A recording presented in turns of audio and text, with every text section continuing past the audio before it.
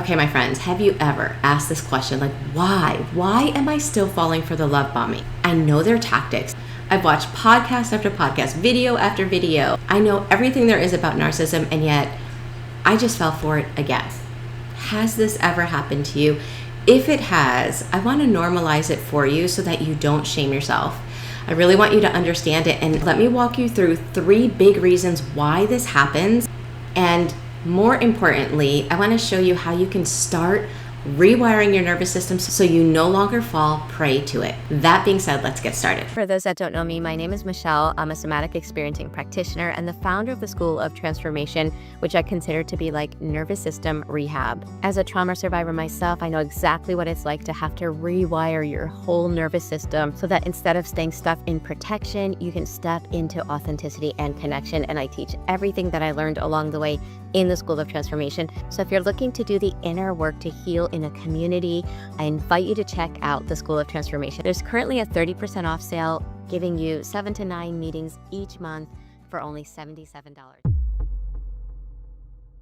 So one of the reasons why we wind up falling for some of the narcissist manipulation has to do with the fact that our body responds faster than our mind. So for example, imagine yourself walking into a restaurant that has like the most mouth-watering foods and aromas of your biggest temptations, foods that you absolutely love, but know that maybe right now you should not be eating, right? You see them, you smell them, it's right there in front of you.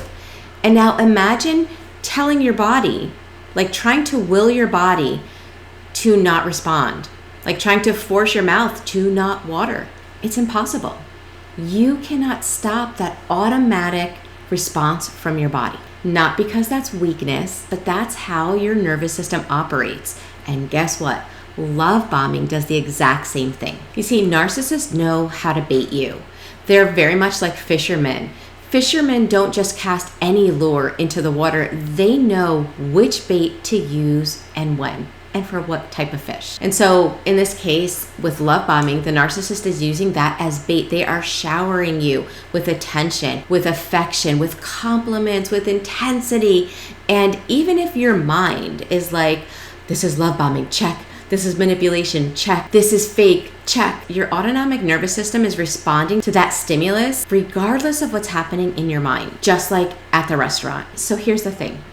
Our nervous system does not respond to logic. It responds to sensation and safety cues. And here's what happens when a narcissist is love bombing. You notice it. You get on guard, right? So the fact that you're on guard, your body sees that cue as there's danger in you. It is taking in the love bombing from the narcissist. You're getting all of this attention. And so your body sees the love bombing as safety, connection, and nourishment. And guess what? It's almost like, I'm not safe with you. I want and need this person. All the years that you've been watching narcissistic abuse videos and relearning as if by relearning you're going to remember better, goes out the window and the body takes over. And again, I want to highlight, this is not weakness. This is nervous system wiring. This is a subconscious autonomic nervous system thing. You are not choosing this. Trauma steals our choices. And so we want to bring in choice so that we don't stay stuck in these patterns. The second reason why we wind up falling for love bombing is because it bypasses the adult self and it targets our wounded self. So here's where it gets deeper. Love bombing is like bait that's not aimed and designed for that strong, capable adult version of you that really does exist, even if you don't notice it yet. But narcissists are targeting, aiming their love bombing at your unhealed wounds, your child parts, the parts of you that are still craving and longing for what you didn't receive when you were growing up. Those child parts are part of our subconscious. Neuroscience has helped us to understand that our subconscious is 30,000 times more powerful than our conscious mind. In fact, most of our life is being run by the subconscious programs that were installed in us the first 7 years of our life. So that's what the narcissist is targeting. those old unhealed programs, because when they get turned on, they're kind of like sleeper agents inside of us that get activated by certain external stimuli. They have the power to override all the conscious learning that you've learned as an adult. And think about it for a second. Think about all the times you've known something, and yet your body, it's almost like somebody pushed a button and you acted in a way that was so contrary to the knowledge that you had. It feels like somebody has a control and they're controlling your body. Yeah, that's your subconscious programs kicking on and overriding your conscious mind. So knowledge is power, right? But if your knowledge is only focused on the narcissist and you're not learning enough about your nervous system, then you're missing a huge piece in what's necessary to heal from narcissistic abuse. Because the reality is that most of us that fall for narcissists as adults have some level of childhood wounding. Maybe you grew up in an environment where love was conditional, or where you felt like you had to perform, achieve, or please your parent, or take care of your parent in order to be accepted and loved. And so you became a human doing instead of a human being. And your nervous system, because you were just a child, had to wall off those unmet needs. But out of sight does not mean out of mind. And so as an adult, along comes a narcissist, and consciously or unconsciously, they pick up on those unmet needs. They reflect back to you the very things you have been craving to hear your whole life. You're amazing, you're special, you're the one. And the wounded part of you that's listening starts hearing, wow, I am worthy. This person says I'm worthy, I'm lovable, I'm enough just the way I am. And it lights up like a Christmas tree. That's why love bombing feels so intoxicating to people with unhealed wounds. People that don't have unhealed wounds view love bombing as too much. It feels uncomfortable. It feels fake, like false flattery. But for those with unhealed wounds, it's not just attention. It feels like medicine to the parts of you that are starving.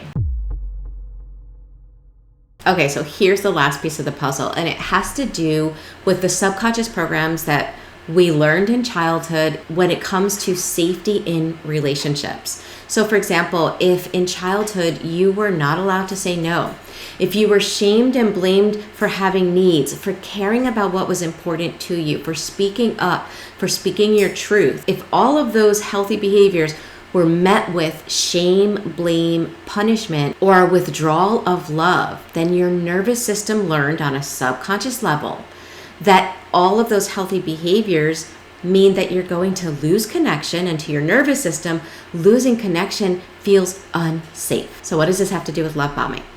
Well, let's say you're away from all toxic people, and so you're really starting to create a beautiful life, right?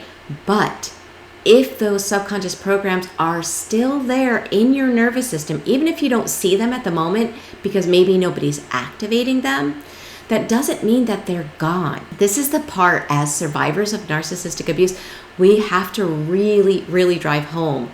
Leaving the narcissist does not mean we get to leave the faulty programming that they installed behind with them. We take it with us until we uproot it. And so if somebody in our current environment enters that wakes up those old programs, and in this case, we're talking about love bombing, to our nervous system, if those old programs are still active inside of us, then saying no is still uncomfortable. Seeing somebody upset and unhappy with us does something inside. It feels extremely uncomfortable. Our nervous system is registering that as extreme threat. And so it will feel more comfortable for your nervous system to give in to the love bombing than to hold your ground. And the reason is because our nervous system, once we're adults, once the programs have been installed, it doesn't have the ability to say, our nervous system, oh, that's good, that's bad. This is good for me, this is bad for me. No, it simply says, this feels familiar, and it connects familiarity with safety. And it will put us into the behaviors that it learned in childhood, which often are trauma responses of fawning, of suppressing our own authenticity to make the other person happy, because in childhood, we needed our caregivers. And so it was a smart strategy. but it will have you falling for narcissists again and again and again, no matter how many videos you watch, until you uproot and change that programming. Okay, so let's recap. One reason you fall for it is because our nervous system reacts before our brain does, just like our mouth waters at delicious aromas, even when we quote unquote know better. Number 2, love bombing targets your unhealed wounds and bypasses your conscious adult self. And the third part of the puzzle was early programming convinces you that setting boundaries is bad, and it feels more safe to fall for the love bombing than to oppose it. Now, here's the good news. The good news is all of that wiring that took place the first 7 years of your life can be rewired. And that's exactly what I teach people to do inside the School of Transformation. We bring survivors together from all over the world, whether you experience narcissistic abuse, childhood neglect, bullying, trauma of any kind, because narcissistic abuse is not the only circumstance that creates trauma in the nervous system. And so we meet together live on Zoom and we do the real work of rewiring our nervous system together. Because once you heal those subconscious wounds, once you update that faulty programming, and once you embody worthiness instead of just learning about it, love bombing stops being tempting. In fact, it becomes obvious and even repulsive. So if you're ready for consistent live support inside of a community of people that really understand and get it, make sure you check out links below. And remember, you're not broken. Sadly, your circumstances wire you to survive, but with the right tools, you can rewire yourself to not only survive, but also to thrive.